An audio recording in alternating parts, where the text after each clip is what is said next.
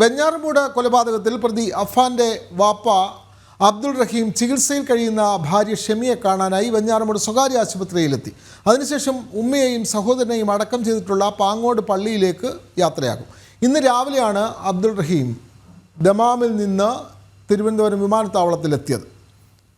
വിവരങ്ങളുമായി ടിൻഡു ദാസ് ചേരുന്നു. ടിൻഡു, വളരെ തകർന്ന ഹൃദയത്തോടു കൂടി ആവുമല്ലോ അഫാന്റെ ബാപ്പ നാട്ടിലെത്തിയത്. ചികിത്സയിൽ കഴിയുന്ന ഭാര്യയെ അദ്ദേഹം ഇപ്പോൾ സന്ദർശിക്കാനായി ആശുപത്രിയിലെത്തിയിരിക്കുന്നു. മകൻ കൊലപ്പെടുത്തിയ സ്വന്തം വീട്ടുകാരെ അടക്കം ചെയ്ത പള്ളിയിലും അദ്ദേഹം പോകുന്നുണ്ടല്ലോ. കൂടുതൽ വിവരങ്ങൾ ടിൻഡു ദാസ്.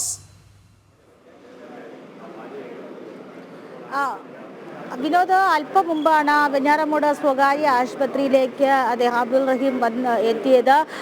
ചികിത്സയിൽ കഴിയുന്ന ഭാര്യ ഷെമിയെ കാണാനായിട്ടാണ് എത്തിയത്. ഇവിടെ നിന്നും പാങ്ങോട് പള്ളിയിലേക്ക് പോകുമെന്നാണ് നമുക്കറിയാൻ സാധിക്കുന്നത്. അതിനിടയിൽ DK മുരളി MLA ഓഫീസിലും പോകുന്നുണ്ട്. അതിനുശേഷമായിരിക്കും പാങ്ങോട് പള്ളിയിലേക്ക് സഹോദരനെയും ഉമ്മയെയും ഇളയ മകനെയും സഹോദരൻ്റെ ഭാര്യയെയും അടക്കം ചെയ്തിട്ടുള്ള പാങ്ങോട് താഴെ പള്ളിയിലെ ഖബർ സന്ദർശിക്കും. അവിടെ നിന്നും ഉമ്മാൻ്റെ, അതായത് ഈ അബ്ദുൾ റഹീമിൻ്റെ കുടുംബ വീട്ടിലായിരിക്കും പിന്നീട് പോകുന്നത് എന്നാണ് നമുക്ക് മനസ്സിലാക്കാൻ സാധിക്കുന്നത്. നാടിന് നടുക്കിയ കൂട്ടക്കൊലപാതകം, വെഞ്ഞാറമൂട് കൂട്ടക്കൊലപാതകത്തിൽ സ്വന്തം മകൻ കൊലപ്പെടുത്തിയ സഹോദരനെയും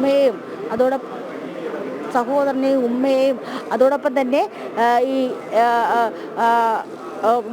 ഇളയ മകനെയും കൊലപ്പെടുത്തിയ ആ സംഭവത്തിൽ നടുങ്ങിയാണ് അദ്ദേഹം വിദേശത്ത് നിന്നും വന്നിട്ടുള്ളത്. ഈ സാമ്പത്തികമായിട്ടുള്ള പ്രശ്നങ്ങൾ ഉള്ളത് കൊണ്ട് തന്നെ വിദേശത്ത് ട്രാവൽ ബാൻ ഉണ്ടായിരുന്നു. ആ പ്രതിസന്ധികളൊക്കെ മറികടന്നുകൊണ്ടാണ് ഇപ്പോൾ ഇത്തരത്തിൽ ഇവരെ കാണാനായിട്ട് നാട്ടിലേക്ക് എത്തിയതെന്നാണ് നമുക്ക് മനസ്സിലാക്കാൻ സാധിക്കുന്നത്. ഇന്ന് രാവിലെ 7:45 തിരുവനന്തപുരം വിമാനത്താവളത്തിൽ എത്തിയത്. അവിടെ നിന്ന് നേരെ ഭാര്യയെ കാണാനായിട്ട് വെഞ്ഞാറമൂട് സ്വകാര്യ ആശുപത്രിയിലേക്ക് എത്തുകയായിരുന്നു. നാടിന് നടുക്കിയ സംഭവം വളരെ ഒരുപക്ഷെ സമീപകാലത്തൊന്നും ഉണ്ടായിട്ടില്ലാത്ത രീതിയിലുള്ള ക്രൂര സംഭവമായിരുന്നു. വെഞ്ഞാറമൂട് 5 പേരെ കൊലപ്പെടുത്തിയ കൂട്ടക്കൊലപാതകം. സ്വന്തം മകൻ അമ്മയെ കൊലപ്പെടുത്താൻ ശ്രമിച്ചതിന് ശേഷം കുടുംബത്തിലുള്ളവരെയും അതോടൊപ്പം തന്നെ തൻ്റെ പെൺസുഹൃത്തിനെ അതിക്രൂരവും അതോടൊപ്പം തന്നെ വികൃതവുമായി കൊലപ്പെടുത്തിയ ഒരു സംഭവമായിരുന്നു. ഈ സംഭവത്തിൽ കേസ് അന്വേഷണം തുടരുകയാണ്. ആ ഒരു സാഹചര്യത്തിൽ കൂടിയാണ് അദ്ദേഹം നാട്ടിലേക്ക് എത്തുന്നത്. ഇനി അദ്ദേഹം ഇതുവരെ മാധ്യമങ്ങളോട് യാതൊരു വിധത്തിലുള്ള പ്രതികരണങ്ങളും നൽകിയിട്ടില്ല. പ്രതികരണം നൽകാനുള്ളൊരു മാനസികാവസ്ഥയിലല്ല. മറ്റൊരു കാര്യം, ഏറ്റവും പ്രധാനപ്പെട്ട കാര്യം, ഇവരുടെ കുടുംബത്തിലല്ലാത്തൊരാൾ കൂടി മരിച്ചിട്ടുണ്ട്. പെൺകുട്ടി, ഈ വെഞ്ഞാറമൂട് സ്വദേശിയായിട്ടുള്ള 23 വയസ്സുകാരിയും ഈ സംഭവത്തിൽ മരണപ്പെട്ടിട്ടുണ്ട്, കൊലപ്പെട്ടിട്ടുണ്ട്. അപ്പോൾ ഈ പെൺകുട്ടിയുടെ വീടും ഇത്തരത്തിൽ അബ്ദുൾ റഹീം വീട്ടിലേക്ക് പോകുന്നുണ്ടോ എന്നൊരു കാര്യത്തിൽ ഇപ്പോഴും ചെറിയൊരു ആശങ്കയുണ്ട്. അങ്ങോട്ടേക്ക് പോവുകയാണെങ്കിൽ അത് ഏത് തലത്തിൽ വൈകാരികമാകും എന്ന് കൂടി ഈ ഘട്ടത്തിൽ നമുക്ക് ചിന്തിക്കേണ്ടതായിട്ട്. എന്തായാലും ഈ അതിക്രൂര കൊലപാതകം, ഉറ്റവരെയും സ്വന്തം മകൻ കൊലപ്പെടുത്തിയ സംഭവം, അദ്ദേഹം മനസ്സ് തകർന്നാണ് നാട്ടിലേക്ക് എത്തിയിട്ടുള്ളത്. നമുക്ക് ആ ദൃശ്യങ്ങൾ കാണുമ്പോൾ തന്നെ അറിയാം. അദ്ദേഹം ഷെമിയെ കാണാനായിട്ട് അകത്തേക്ക് പോയി. ഷെമി ഡോക്ടർമാരോട് പറഞ്ഞിട്ടുള്ളത് ഈ കട്ടിലിൽ നിന്നും തലയടിച്ച് വീണാണ് ഇത്തരത്തിൽ ഈ ഗുരുതരമായിട്ടുള്ളൊരു പരിക്കും മുറിവും ഒക്കെ പറ്റിയിട്ടുള്ളത്. ഇളയ മകനെ കൊണ്ടുവന്ന് കാണിക്കണം, അത് തന്നെയാണ് സ്വന്തം ബന്ധുവിനോട് പറഞ്ഞിട്ടുള്ളത്. ഇളയ മകനെ രക്ഷിക്കണം, ഇളയ മകനെ കൊണ്ടുവന്ന് കാണിക്കണം, അവനെ സംരക്ഷിക്കണം എന്നൊരു കാര്യം മാത്രമാണ് ഷെമി പുറത്ത് പറഞ്ഞിട്ടുള്ളത്. അതോടൊപ്പം തന്നെ ഇത്തരത്തിലൊരു അപകടം അല്ലെങ്കിൽ ഇത്തരത്തിലൊരു കൊലപാതക ശ്രമം അല്ലെങ്കിൽ അത്തരത്തിൽ സ്വന്തം മകൻ ആക്രമിച്ചു എന്ന തലത്തിലുള്ള യാതൊരു വിധത്തിലുള്ള മൊഴിയും നൽകിയിട്ടില്ല, അല്ലെങ്കിൽ ഡോക്ടറോട് സംസാരിച്ചിട്ടുള്ളത് ഈ കട്ടിലിൽ നിന്നും തല തന്നെ താഴേക്ക് വീണാണ് ഇത്തരത്തിലൊരു ഗുരുതരമായിട്ടുള്ള പരിക്ക് പറ്റിയതെന്നാണ്.